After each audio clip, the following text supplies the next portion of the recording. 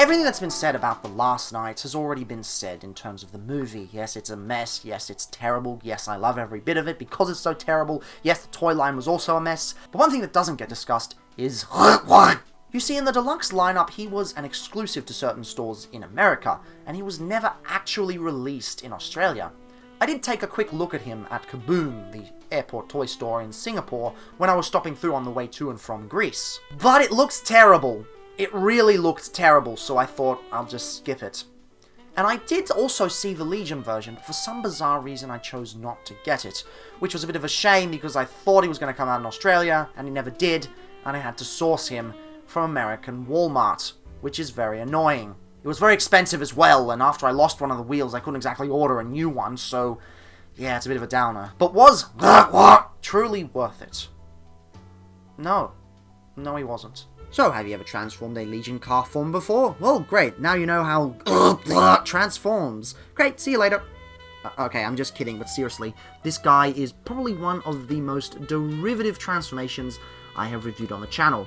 It's backpack back, legs out, arms on hinges, done deal. You'll notice that I've actually lost a wheel, but I'm not replacing this because this is a very elusive figure that was never actually released in Australia. But regardless, I don't think it's worth it. I'm fine with him being without a wheel because he's just not that great a figure. I mean, it's fine for a Legion figure, but not worth all the hassle. I think he's on Amazon now. Maybe if he's cheap, I'll pick up another one, but for now, I don't really see the point. So, transforms into a Lamborghini. I'm not sure what make, I'm not sure what model, I don't really care. It is a sports car with licensing, and it is fine. I do like that it has a spoiler, but the paint is very lackluster. We've got silver paint over here, and no paint on the sides. No paint on the hubcaps, a little bit of red over here, but most paint is being saved for the body, which is entirely under there. They don't really use it for the chest because that would be completely impossible. Although they didn't do that for the deluxe either, I'm not sure why, it's completely stupid.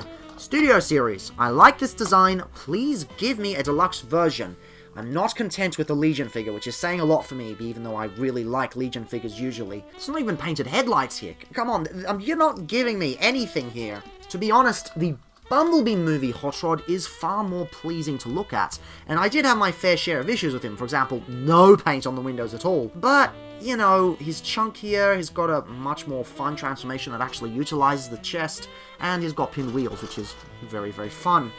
But sadly, this guy is very derivative, and hey, I lost a wheel, and I can't find it, so maybe that's why I'm disliking him. But whatever the case is, he's fine. I really wish he had more of the red there, but hey, licensing and paint budgets, whoopee.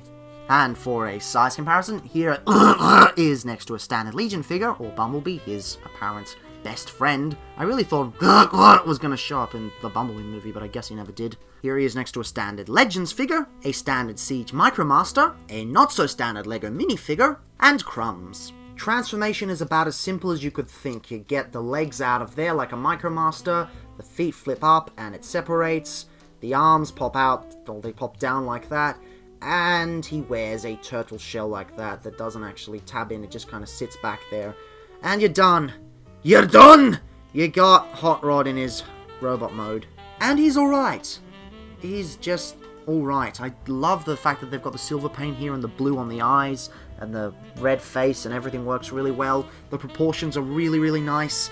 But the transformation to get into this mode is just kind of mediocre. And the vehicle mode doesn't really do it for me. It's fine, but it's not brilliant like I thought it would be. This guy is very, very elusive. Already in the Last Night, we didn't get that many figures in the Legion lineup. Most of them were retools, and this guy, as I said, never got a release in Australia. And hunting him down from the States was a bit of a pain in the arse, and now that I have him, he's just okay. I mean, he doesn't have the worst backpack in the world. It is most of his car mode just kind of sitting there, but I do understand it's thanks to the fact that he's a Legion figure. It's a good thing that they have heel spurs on the feet to keep him standing.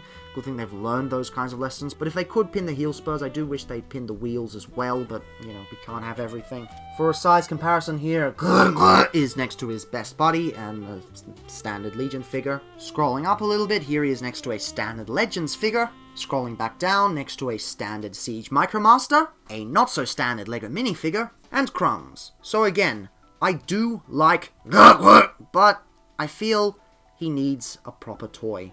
Maybe not a Legion figure later down the line, because this one's perfectly serviceable, and the Speed Series Legions are perfectly serviceable. But a Studio Series 1 is definitely, you know, appreciated. And not whatever the f*** that thing's supposed to be. Get that out of my sight, please. Get that out of my sight. So yeah, is an okay figure. But it's not worth all the trouble to get him. There are so many better Legion figures from the last night. Megatron, Dragonstorm. Actually, that's kind of it. The Legion lineup in the last night was a bit wonky with all the repaints and all the okay figures, but there weren't any truly bad ones, and this guy isn't truly bad, but he's not special either. He's fine, I guess, just fine. You can do much, much better, especially in the Robots in Disguise line that preceded it. The transformation is not interesting, the colour scheme is pretty alright, but the alt mode is just fine. It's a traditional Legion figure that wouldn't look out of place in the Revenge of the Fallen lineup, and we've come a long way since then. They should have really done better. Tomorrow we see another dark side of completionism though. What happens when Hasbro puts out a bunch of the same figure several times, and you end up buying it every single time? Oh dear.